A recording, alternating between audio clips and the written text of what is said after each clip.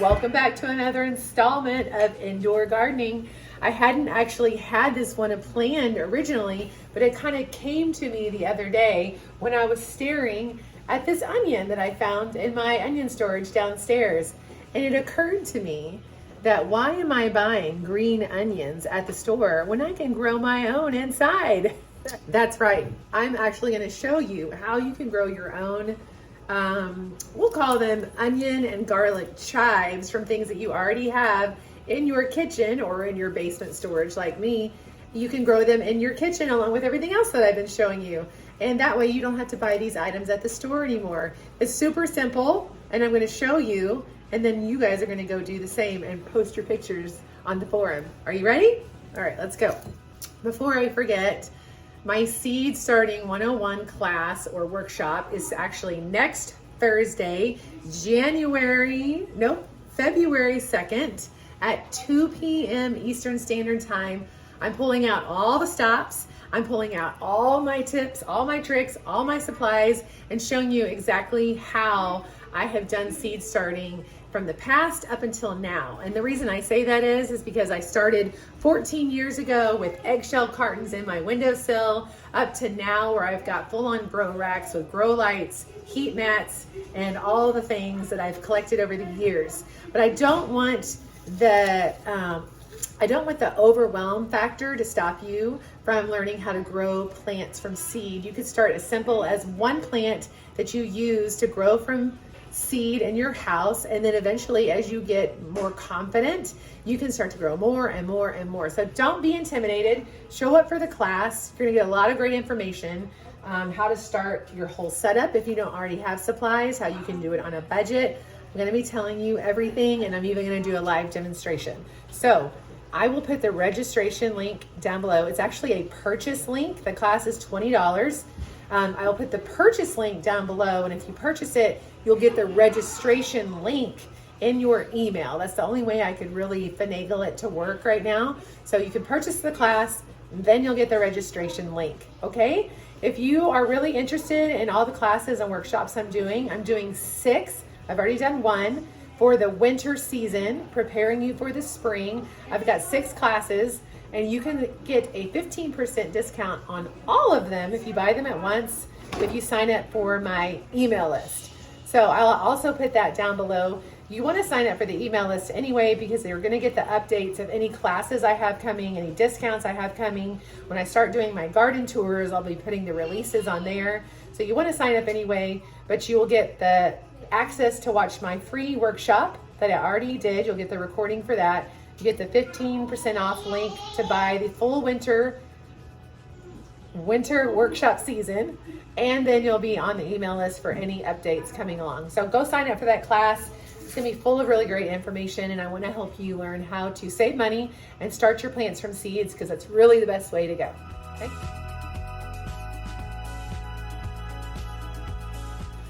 You can either use an onion like this that maybe has already sprouted in your onion storage, or you can actually use a spring onion or a scallion or a green onion, whatever you call them, like this, that you buy at the store. You can use either one. And I may do both just for an experiment, but this is the main one that I was considering using.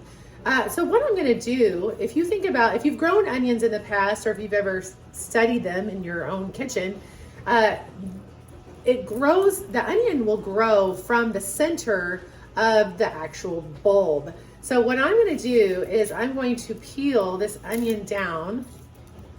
I'm gonna peel off this dried skin, because when you grow onions, when you take them out of the dirt, they don't have this dried skin on them. They're starting to kind of form the skin, but it's actually the wetter skin on the outside that you have to cure, and the curing is what makes it better for storage, and also kind of tells it it's time to stop growing.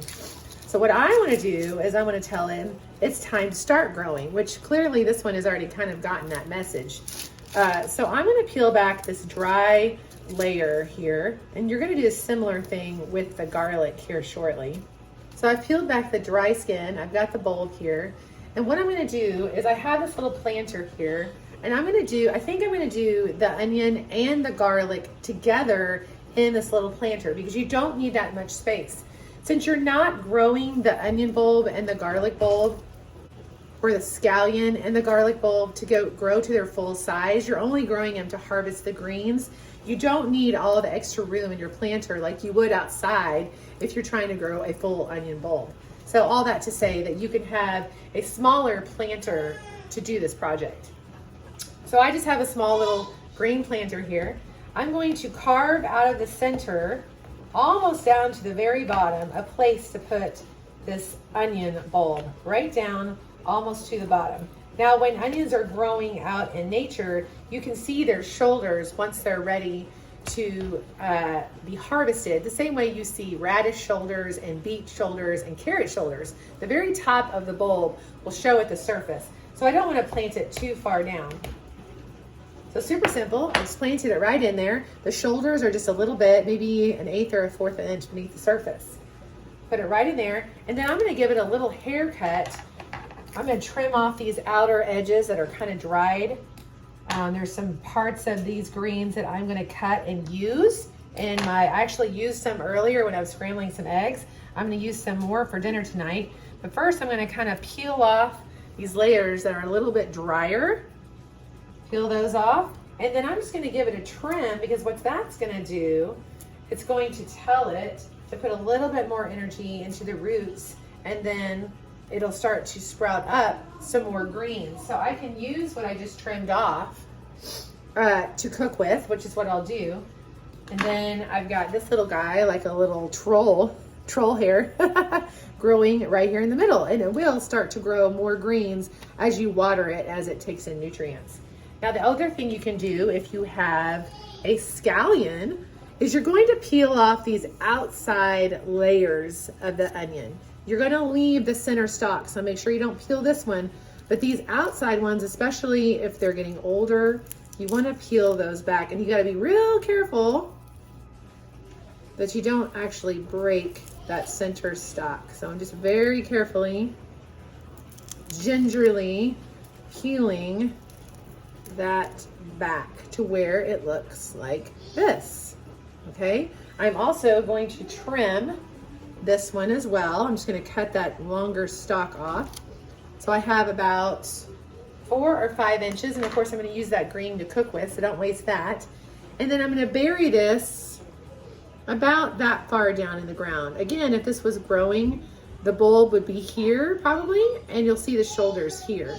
So I'm going to bury about 1 inch into the dirt, and I'm just going to use the end of my spoon to make a hole and stick it right down in there. And then I'll just kind of push the soil. This is potting soil I had left over from last year in my garage. Push the potting soil around it. Okay, so we have a bulbing onion, a scallion, and now we're going to do some garlic. So I have this whole head of garlic here. And the first thing you want to do is start peeling off this dry skin, the outside dry skin. You're going to leave some of that on the bulb that you plant. But this kind of outside casting on the entire bulb, you're going to peel that off until you can see the individual cloves. So now I'm going to take the individual cloves off. I'm going to show you something here. You know how on a garlic bulb you have really nice big cloves, or those are the ones that you want to cook with, and they have the really annoying smaller ones like this? Keep those small ones. These small ones are great for doing this kind of experiment. Okay, so I have all my onion bulbs right here. Sorry, these are cloves, not bulbs. The big thing is the bulb. These are cloves. So I have all these individual little garlic cloves. The bigger cloves are going to be what give you the better bulbs of garlic that you're growing in the ground. You definitely want to make sure that you plant your larger bulbs, your larger cloves of garlic in your garden, and because those are the ones that are going to give you the better harvest, and they'll grow faster and quicker. Your smaller ones, you still can grow, but they will take longer to develop that nice big garlic bulb. But you can also just use these to create your garlic scallions, your garlic chives. I keep wanting to say your garlic scallions, your garlic chives. If you've ever looked at chives like in seed packets in the store, you'll notice that there's onion chives and garlic chives. And that's because one comes from more of a garlic clove and one comes from an onion start or an onion bulb. So what I'm going to do for the sense of experiment is I'm going to take a couple of the smaller cloves, like this, the ones that I don't like peeling and using when I'm cooking. I'm gonna take a couple of those, and then I'm gonna take a couple of the medium-sized ones like this. I'm gonna try to save my large ones for cooking. And I've got space in here, again, since I'm not growing the full garlic, I'm just harvesting the greens. I've got space in a container this size, which is probably about 6 inches across, to do, let's see, 1, 2, 3, 4, 5, 6, maybe 6 cloves of garlic, which is pretty awesome. So I'm gonna count out 6 of these. I'm gonna do 3 medium and 3 of these smaller ones, not the itty bitty ones. I don't wanna do these because I don't know how well they'll do. I'm doing more of like the ones a little bit bigger than that. The ones that are like maybe 1/4 of an inch in diameter. So 3 of those and 3 of the medium-sized ones. And then the rest of these I'll use for cooking. Now, one other thing to note, organic garlic is better to do this with because a lot of times your non-organic roots and bulbs and tubers have been sprayed with something to keep them from sprouting. A lot of times you know how your potatoes will sprout if you keep them for too long. But most of those, unless they're organic, are sprayed with something that actually keeps them from sprouting. And that can also be the case for garlic. So I would definitely want to do this with an organic garlic so that you actually get a product or a result. So I've got my individual cloves here. I've got my pot with my little scallions sticking out.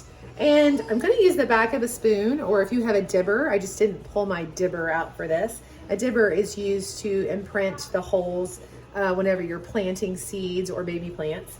And I'm gonna space these about an inch or an inch and a half apart because again, they're not gonna really turn into the full bulb. So I'm gonna push my dibber or my spoon down about an inch, not really much more, really about the size of the clove. And you're gonna put the scabby part of the clove down in the dirt, and you're gonna leave the tip or the point facing up because this is where the green is gonna grow from. Now, just to make sure that this gets some water on it and some moisture on it and knows that it's time to grow, I'm gonna peel just that outside dried layer of skin off. I don't have to peel it all the way down like you would if you were using it to cook with. I'm just gonna kind of peel off that outer layer, and then I'm gonna stick it right down into that hole. Now I'm not gonna cover it yet because I wanna make sure I'm keeping track of where I'm putting these.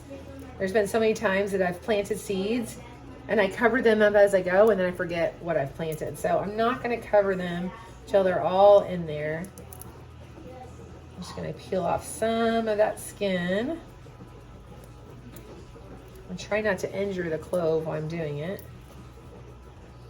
Stick that down in the hole that I made there. I'm just gently pushing it down with my finger, not too far down again, because you don't want to have to put too much energy into sending up those green shoots. Okay, there we go. I'm gonna stick it right down in there. So this is what it looks like. You can see the little tips pointing up, and I'm just gonna barely cover it with this soil. Like I said, this is potting soil. You wouldn't want to use seed starter for something like this because you actually need nutrients to actually feed these plants so that they'll grow the greens. I need to push those down just a little bit more. I might actually go out to my garage and put a little bit more potting soil in here just to make sure that everything's covered. But it's really just as simple as that. So I'm gonna give this a good water. I'm gonna put a little bit more soil in here, put it on a draining tray so that I don't have dirt coming out wherever I do this. I'm gonna put it right here where I already have my microgreens, my sprouts, and my baby greens growing. I've got lights and grow lights going here, so you could absolutely put this in a sunny windowsill. It'll just be slower to take off. If you have grow lights, put them there. It'll give it more energy to get moving. So I'm gonna put it right over here where I've got my little lettuce start, where I've got my microgreens, where I've got my baby greens. I have my little growing station here until I get my grow racks up. I'm gonna put it right there and let it grow with everything else. And really within days, it'll start to sprout those green shoots, especially the two that already have the green shoots growing. And you can just continue to clip from those and use them in your salads and your whatever you like to use your chives and scallions in. and have some fresh greens to cut from until spring arrives. So let me see your projects that you guys have been doing down below or up above.